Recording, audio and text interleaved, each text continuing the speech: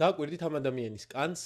ეს წარმონაქმნები არის ნერვული სისტემის კეთილთვისებიანი სიმსივნეები, ნეიროფიბრომები, რომელიც უიშვიათესი გენეტიკური დაავადების ნეიროფიბრომატოზის დროს გამოიხატება ხოლმე ასე. ამ კეთილთვისებიანი წარმონაქმნების გადაგვარება ავთვისებიანად კი ნებისმიერ დროს შესაძლებელია. გარდა ამისა, ნეიროფიბრომატოზის მეორე ტიპის დროს შეიძლება თავის ტვინშიც, ანუ ცენტრალურ ნერვულ სისტემაში წარმოიქმნას კეთილთვისებიანი სიმსივნეები, თუმცა ნებისმიერი სახის სიმსივნე თავის ტვინში მიჩნეულია როგორც ავთვისებიანი მისი მდებარეობიდან გამომდინარე. ამას გარდა ნეიროფიბრომატოზისთვის მახასიათებელია მაგალითად ეპილეფსია ან ADHD სინდრომის განვითარება და რაც მთავარია მხედველობის ნერვის სიმსივნე, ანუ ოპტიკუსის გლიომა, რაც პატარა ასაკის მქონე პაციენტებში ძირითადად სიბრმავით მთავრდება. ნეიროფიბრომატოზის გენის მუტაციისას კონკრეტული პროტეინი, ნეიროფიბრომინი, რომელიც არის ტუმორსუპრესორი, ანუ სიმსივნეების განვითარებას უშლის ხელს, არის პათოლოგიურად გადაგვარებული. შესაბამისად, მისი ფუნქცია მოშლილია და უფრო მარტივად ვითარდება, როგორც გითხარით, ისეთი სიმსივნეები, რაც ვიდეოს დასაწყისში იყო. მსგავსი პაციენტების სიცოცხლის ხანგრძლივობა დიდწილად დამოკიდებულია იმაზე, რა სახის გართულებები ჩამოყალიბდება ამ დაავადების მიმდინარეობისას. ეს დაავადება მათ მთელი სიცოცხლის განმავლობაში თან სდევს